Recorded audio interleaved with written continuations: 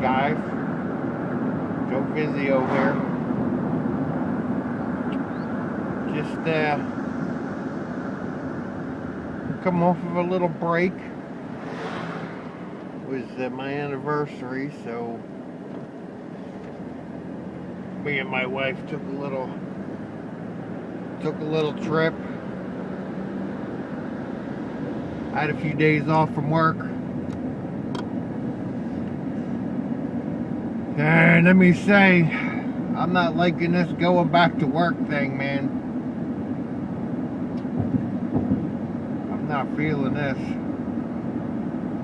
But it's Sunday and I got a lot of shit to do, so guess I'll be talking to this camera a little bit today. So I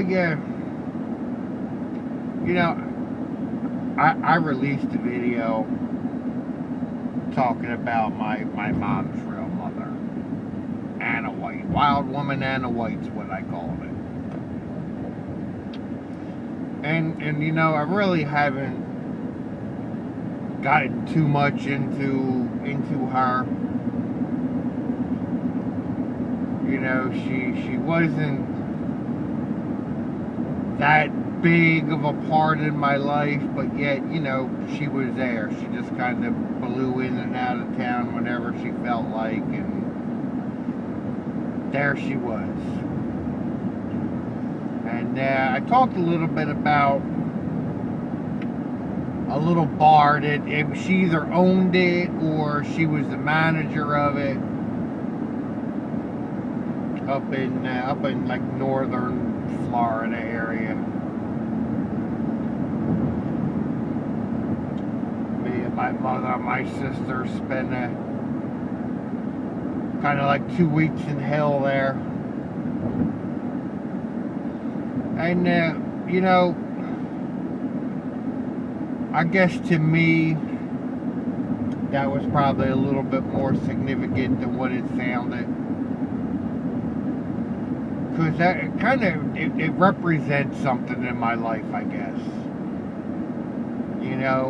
The whole reason that trip happened, and like I was saying in the previous video, was that Anna was trying to get my mom away from my father. I didn't know that when I was a kid. I didn't learn it until a couple years later, which, still would have put me at around like maybe 10 or 11 years old, which is probably too early to know things like that. But, I guess, and the other thing that I can figure out is that I guess that must have just been a pivotal time when all that happened. When I was a kid and I went there, it was just a trip to Florida. I don't even think at that time that I knew that Disney was down here, or it was really, we just spent a couple days at the beach, and for the most part, we stayed in a little camper trailer out in back of the bar, listening to drunks get into fights. So, I guess maybe for some reason I felt like I just had some unfinished business there that I just needed to go and see it.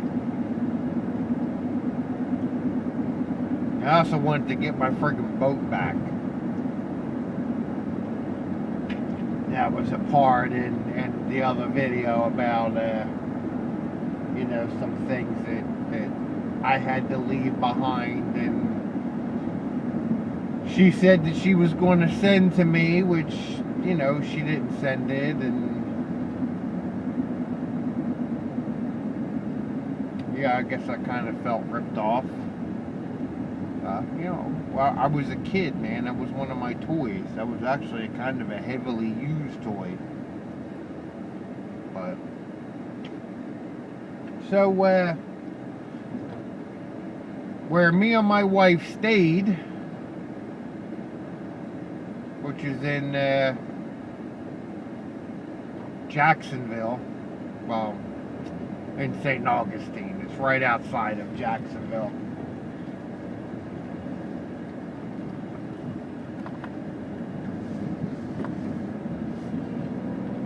That's where everything, that's where it all happened. Sorry, I was trying to figure out a detour. I see huge amounts of police lights and stuff like that, so I figured I'd go around it. Anyway, me and my wife, we vacationed up in that area, up in St. Augustine. And I didn't know for sure.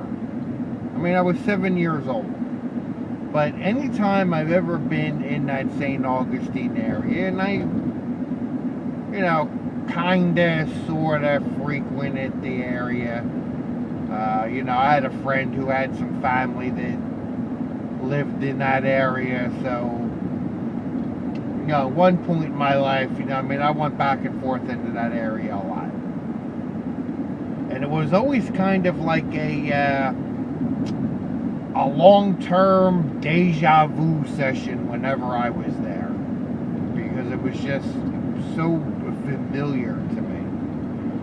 And I don't remember if I mentioned this in the other video. I was up there with some friends one time at a beach, and it just really hit me odd. It just, I was here. When was I here? And then when I asked my mother about it, she says, oh, well, that's the beach that we went to when we stayed in Florida with our mother. Anyway. So anytime I've ever gone around in that area, it's kind of like a steady stream of deja vu. And, this time while I was up there, I kind of dug around a little bit. Now, to just, put that name, the love bug, into a Google search, it yields absolutely nothing. So what I did is, I reached out to some of the locals. If I seen a older looking person, I'd always start the conversation off asking them if they've been in the area for a while. And I also reached out on a Facebook group for that area. I just told them the situation, what I was looking for, pretty much looking for something that doesn't exist anymore. And I got some responses. Some people had some decent ideas, but there was one in particular. And what she said was that, she remembers a place when she was a kid. She used to go roller skating.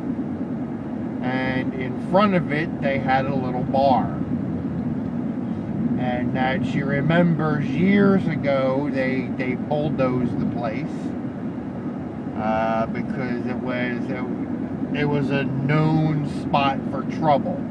When she said that, the lights went off, man. It was just like, boom, okay, this is it. Because I remember when I was a kid, when we would wake up in the morning and you go into that bar, a lot of times there's a half-played game of pool sitting out still because people got too drunk and rowdy and started busting the place up and got tossed. That happened kind of frequently. So when she said that, okay, that's got to be the place. And she told me what is there now currently in its place. Gave me some pretty decent directions for me to be able to find it, and I think I found it. And I know this may sound crazy, it's just something that I had to do. I mean, I went to the place, and you know, and it's a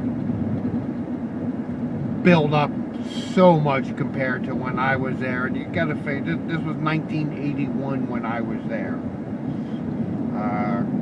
All this mondo corporatized overdevelopment hadn't occurred back in 1981. So, and I never knew where this was. I mean, this was kind of on like on one of the main drags there, US 1, which,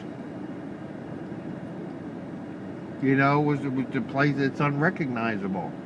Just kind of how the road is, which is very familiar.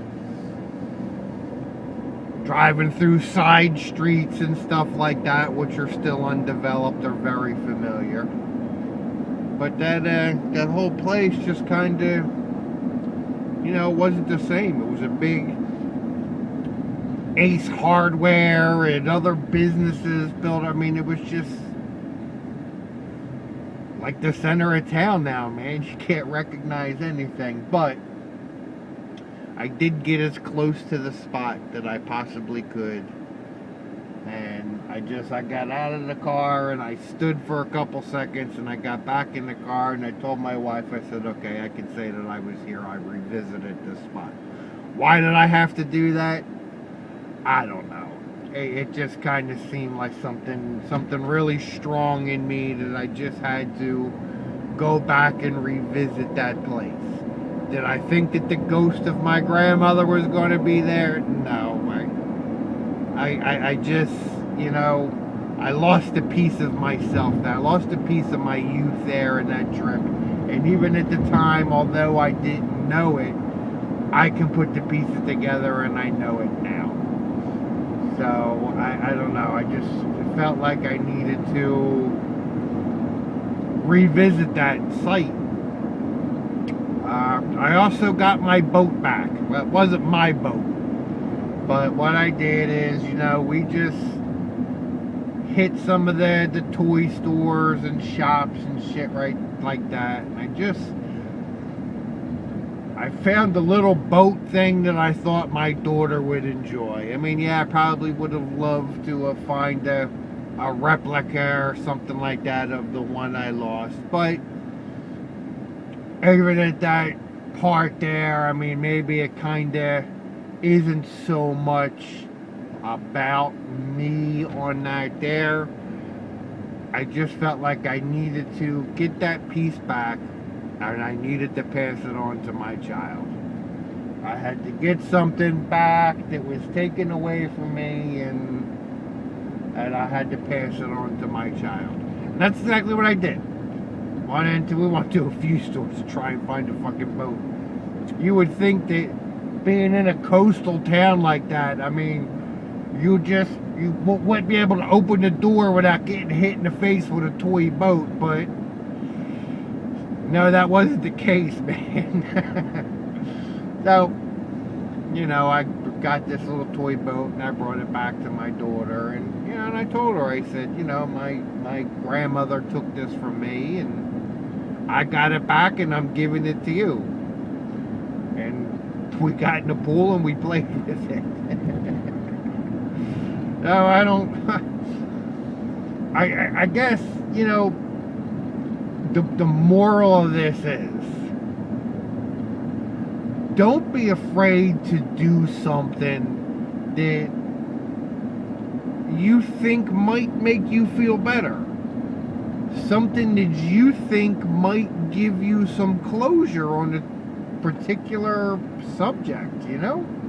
I mean, I kind of, you know, even got a little bit emotional when the lady was pretty much describing the place. I mean, it was like a confirmation. Boom, it existed. It was really there. But don't be afraid to do, even if it sounds crazy, even if it seems crazy to you, if it seems crazy to other people, do what you think you can do that might get you a little bit of closure. That was the last place I've ever seen my grandmother, alive or dead. After that day, I was 7 years old. Maybe if I don't remember dates right, maybe I was 8 years old. I had just turned 8.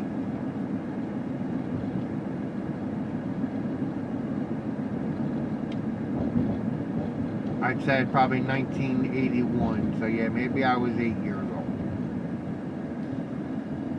That was the last time I ever seen the woman. I really didn't hear any news of the woman until, cripes, I was probably in my mid-30s when my mother asked me to help her find her sister. And that's when I found out through her sister and another aunt that the story of her dying. I knew she died. I knew. Well, my mother lived in Kentucky, and I was 14 years old. They tried to send the police over to find my mom in her little trailer. That's when I knew that her mother died. But I didn't hear any detail about it, what happened, how it happened, why it happened, until I was in my mid-30s. So, that's I guess my story of what I did and why I did it, and like I said, yeah, I never really talked about this lady much. But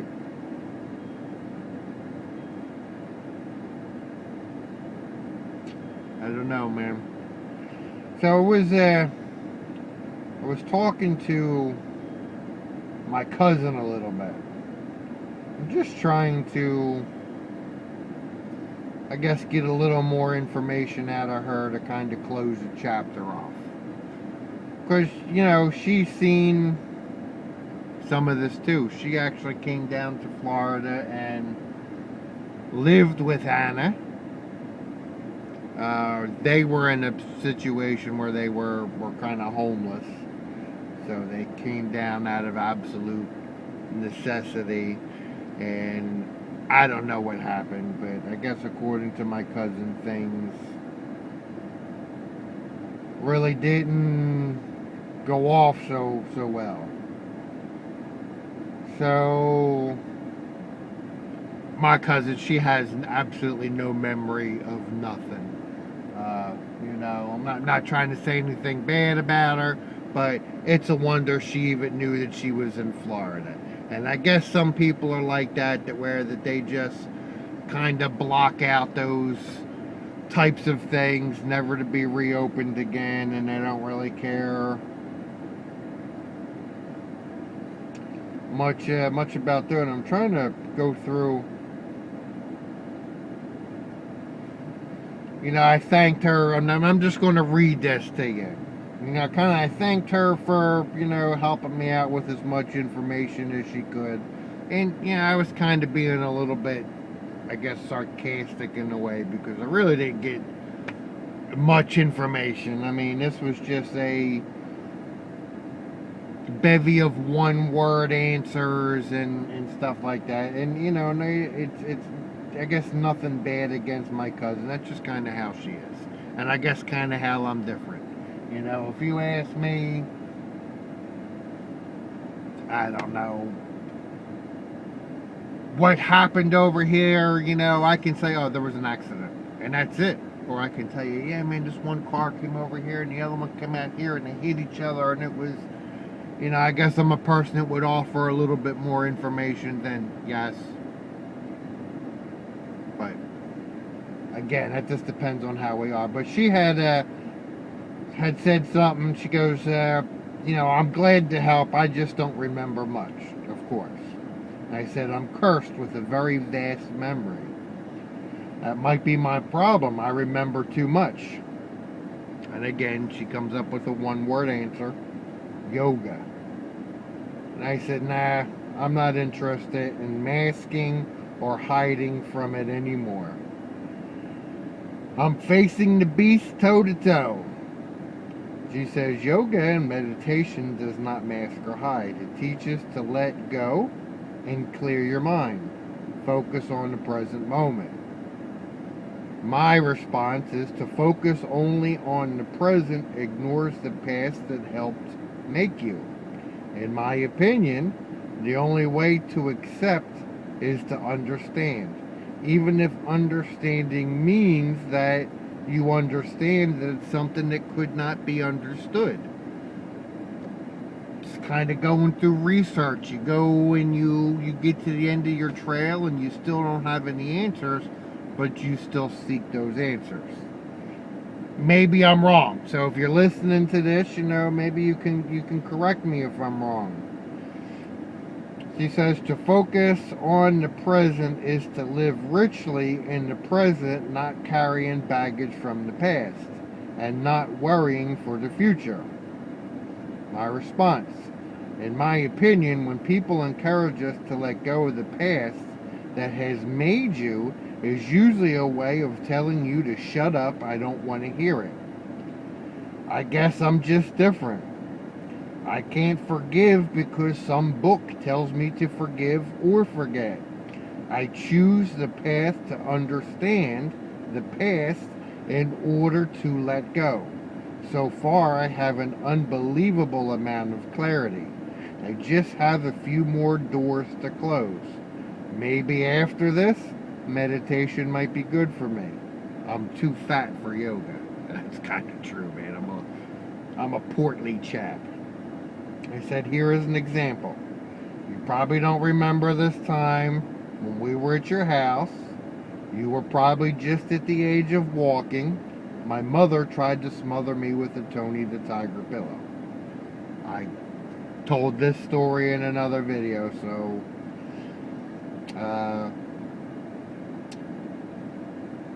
I said, my mother tried to smother me with a Tony the Tiger pillow because I wouldn't go to sleep. I was no more than maybe 4, 5 at the absolute latest. Understanding Anna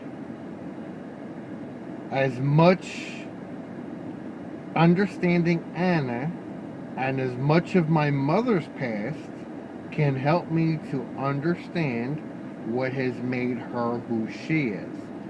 This is the path of being able to forgive my mother. Her denying that the story ever happened is another issue. So I don't know what some of you might think of that, but I kind of believe that. And you don't have to forgive unless you want to or when you're ready to. Even if I don't forgive, I think that the only answer that I can come up with, aside of, oh, well, they were just narcissists and it is what it is to understand what made them. That's what I thought. So I don't know, if any of you agree with that or not. I think so far it's kind of working for me. It's probably taken the long road to Scotland, but like I was saying, when you do this, it's gotta be what works for you. If you think that going somewhere that doesn't exist because something happened to you in your childhood, if you think it might make you feel better to go stand under that tree, then go stand under that tree. It doesn't matter what other people think. It's kind of like playing a sport. Like, I'll use baseball as an example. If you think you are hitting the ball because you're wearing dirty socks, then you are. Then you are hitting the ball good because you're wearing dirty socks. And don't mess with it because somebody else might tell you it's crazy. This is about you. This isn't Your issue, you're trying to deal with somebody else's issues that were put upon you. So whatever you think that you can do, if you get emotional about something, if something was important to you, seek it, do it, do what's good for you. So I'm going to clean my building. My wife is texting the hell out of me to call her, so I'm going to see what she wants. Today is our actual anniversary, and you know, I want to give her a shout out on here. She's really put up with a lot. She's helped me through all of this. She's been there. She's been my best friend, and I love this woman. And I really I thank God that I have her. I thank God that we're still together. 6 years married, 10 years together, and I'm looking forward to a very, very bright future with her. So, thanks a lot for your time. I'll be out and about today, so maybe I'll make a couple more videos. I'm gonna go clean my toilet bowls. Thanks, guys.